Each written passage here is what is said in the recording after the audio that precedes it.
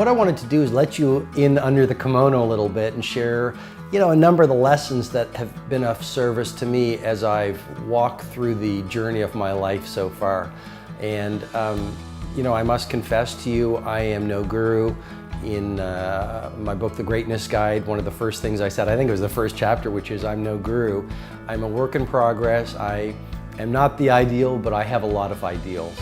I am far from perfect, but my dream and my hope is that by the end of my life, and I hope I get to live a long life, I live so many of the ideals that I aspire to. And I think that's the part of being human. We have these ideals, and every single day when we fall, we get back up. When we get a little off course, we have the opportunity to get back on course. A number of summers ago, I was flying from Zimbabwe to White River, South Africa, and we were in a little plane, and the pilot allowed me to fly the plane, and it was really a fascinating experience because behind the controls there was this needle, this dial, and he said just make sure the needle stays at the center of the dial and we're going to be absolutely fine.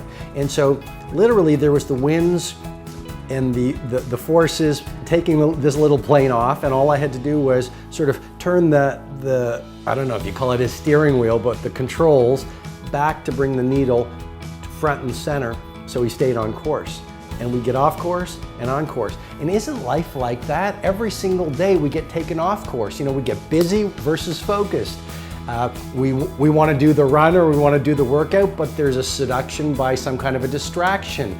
We have an ideal of being world class in our work, but there's an attraction to sort of taking a little shortcut. And so literally every single day is an opportunity to get back on course with that needle of your world-class ideals.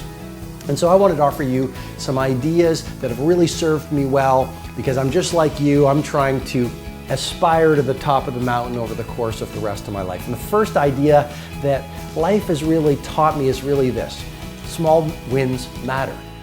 We sometimes think that an epic life occurs one sunny Friday afternoon when the stars line up and something revolutionary occurs. And what I'm suggesting to you with great love and great respect is a great life is built not by revolution. A great life is built by evolution. Small and steady wins the race. What you do every day is far more important than what you do once every decade. I want you to really think about that idea. What you do every day is simply your life in miniature. And as you live every single day, so you're crafting your life. What you do over the next hours is really building your future. And if you can just get, and I can just get every single pocket of 24 hours right as best as we humanly can, the rest of our life is going to take care of itself. So small wins matter. The moment in front of the customer where the pull was to go average and you become merchant of wow sets you up for the next day of a way of being of wow. The little win with your family when you feel like watching TV sets you up for another win the next day. A little win of getting up at 5 o'clock and running your morning routine sets you up for a habit of a 5 a.m. club morning routine. Small daily improvements over time will lead you to stunning results. Tiny wins are the way to greatness. And that's one of the things life has taught me. When you look at the great companies, whether it's an Amazon, whether it's some of the tech startups coming out right now, whether it's a Zappos, whether it's a FedEx, whether it's a Nike, whether it's a General Electric, whether it's some of the little shops in your neighborhood that we really admire because people still cook the food with love, or they serve the food with love, or people have an attention to detail. Great companies are built by those small, steady optimizations every single day. If you look at any great product, it wasn't just one day that built the great product. It was a culture and a mindset of daily innovation and optimization when done consistently over time, which led to world class. Even relationships. A great relationship, it's all about those small daily wins when done consistently leads to a lifetime of love. I was walking in the woods last week, and there was an elderly couple walking in front of me, and they really stood out because they were moving fast, and they were also they had these ski poles, and so This is the autumn in my hometown, and they were walking with these ski poles, and so I sort of joked as I walked by them because it's pretty much only the three of us in this deep forest, and I said, "You're missing the snow." And they sort of laughed, and we actually walked for about half an hour. And we started going pretty deep. And they said to me, "You know, we've been married 52 years. And I said, 52 years, what's your secret? And the woman says, "Well, I've had to put up with a lot," which made me laugh. And then it was all about the little, small, daily things they did to foster a lifetime of love. And that's my metaphor for you on rule number 1. Rule number 2, nothing fails like success. You're successful, maybe it's in your health, maybe it's in your finances, maybe it's in your career, maybe it's in your family life, maybe it's in the way that you show up in the world. Awesome. You're in a really vulnerable place right now. It is one thing to be successful. It is another thing to sustain success over the coming decades. Is that not a powerful idea? I mean, let's go to the entertainment industry. It's very hard to be a one-hit wonder. Let's not knock a one-hit wonder. But it's even harder to become an iconic rock band or hip-hop band. Let's go to the arts. It is very hard to come up with your Sistine Chapel. Got it. It is even harder to become a Michelangelo. So are you playing the short game or are you playing the long game? This is rule number 2, or lesson number 2 that life has taught me. Play the long game. Aim for legendary. Don't just say, "I want to be world class in my dominant pursuit for a little window of time." Say, "I want to have the guts and the grit and the acumen and the mindset and the capability and the commitment to create enduring success." And that's why I say nothing fails like success. You look at the restaurant that is hot in your neighborhood right now. They're on the path to obsolescence if they're not really careful. Sure, they went from a little neighborhood shop that made beautiful pasta, that had great service, that had the owner on the floor, shaking your hand, getting to know your name. Then they got written up in the magazines, and then they got interviewed, and then word of mouth spread like wildfire. And what happened? They became arrogant. You see, success can be so toxic. And it happens, it is such a pull on every human being. It just plays with your mind. And you literally shift from humility to arrogance. You shift from humility to arrogance, and once the arrogance sets in a mindset, it starts to populate every other person on the team, every other person in the culture, every other person in the community. And it is a very short fall from success to irrelevance. So lesson number 2 is nothing fails like success. As you become more successful, become more humble. As you become more successful, work even harder. As you become more successful, care even more about your product. As you become more successful, learn even more. I invite you, when you are the titan of your industry, be sitting in the room with 18-year-olds beginning their game. When you are the icon of your field, be the person who is up not at 5 o'clock anymore. Let's play at 4 o'clock, reading, listening to the podcast, writing in your journals, setting your goals, focusing on your intentions. As you become more successful, be more humble. As you become more successful, be even more punctual. As you become more successful, become even more passionate. As you become older, become even younger. Yesterday I was walking on the street and I met this man in his 80s. He said, "Robin, I finally retired." He's probably close to 90. And he is a legendary clothier in the country that I live in. And he just retired. And he started his shop, which is now an empire, in 1954. So I don't know what that is, but that is decades and decades and decades and decades. And he did not want to retire. He just retired, but he is still on fire to do amazing things. Age is just a number. Do not let an old person into your body. Nothing fails like success.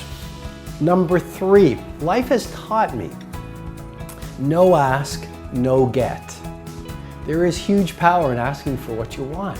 You see, a lot of times we can have what we want, we just don't ask for it, so the world around us doesn't know what we want. And if the world doesn't know what you want, how can the world deliver what you want? In your personal relationships, we're not mind readers. If you don't tell your partner what you want, then your partner doesn't know what you want, so you can't get what you want. If you don't set your goals, then you cannot get those goals because your brain doesn't know what you want. In your business, if you don't speak up and to ask your client what you want, if you don't, you talk to any great salesperson, they say you need to ask for what you want. Ask for the order. And if you don't get the order. But the fundamental mindset I'm trying to invite you to play with is ask, ask, ask, ask. I share it with my children all the time. No ask, no get. And if you ask and you don't get, at least you learn. It's not really a failure. The only failure is not trying. The fourth thing that life has taught me, and it's a big lesson, is prosperity is really a reflection. I want to get this right. Prosperity is really a reflection of value delivery. If you want to make millions, serve millions. You want to make billions, help billions. And so the marketplace really rewards the value you produce. And Jim Rohn talked a lot about that, the great personal development expert, and a lot of other people talk about that. And yet it's so easy to forget. In my mindset, my attitude is really, when I wake up in the morning, one of my favorite mantras to meditate on is how may I most be of service to as many people as possible. My obsession, I call it the 10x value obsession. My obsession in our businesses is to give our customers 10 times the value that they have any right to expect, so that every product, every event, every book is considered free. But my point to you is simply this: do you have a mindset of someone who is just producing epic amounts of value and just pouring it into the marketplace? And if you do, you're going to start developing fanatical followers. Why under Steve Jobs would people line up 2 days before at 3 in the morning to get the new product? It was because he produced such outrageous amounts of value in the user experience of each product that it became a cult, the cult of Apple. So the point is simply this: you want more money, help more people. Bottom line. Whatever law is next is, and it's a big one, and life has taught me this, which is those who don't make time for exercise must eventually make time for illness. Exercise really is a game changer. When you get up at 5 o'clock in the morning and you spend those first 20 minutes in intense exercise, you sweat, you release BDNF, which is miracle grow for your brain just lights up, you release dopamine, so you start feeling inspired, you increase your metabolic rate, you start to feel absolutely phenomenal. So there's one tradition that once said, when we are young, we would sacrifice all of our health for wealth, and when we get old, we would sacrifice all of our wealth for one day of good health. And health really is the crown on the well person's head that only the ill person can see. And my invitation to you, and it's a lesson that I've learned from life, is few things are as valuable as getting into the finest fitness of your life. That is a decision that changes every other element of your life. You want to be fit like a pro athlete. You want to wake up in the morning, you want to do the run, do the yoga, do the swim, do the burpees, do the jumping jacks, do the skipping, and it will change every other dimension of your life. What else has life taught me? It's taught me that failure is the price of greatness. I love the Teddy Roosevelt quote, "Man in the arena." And to paraphrase it, it is, respect belongs not to the critic, not to the person in the bleachers, not to the audience.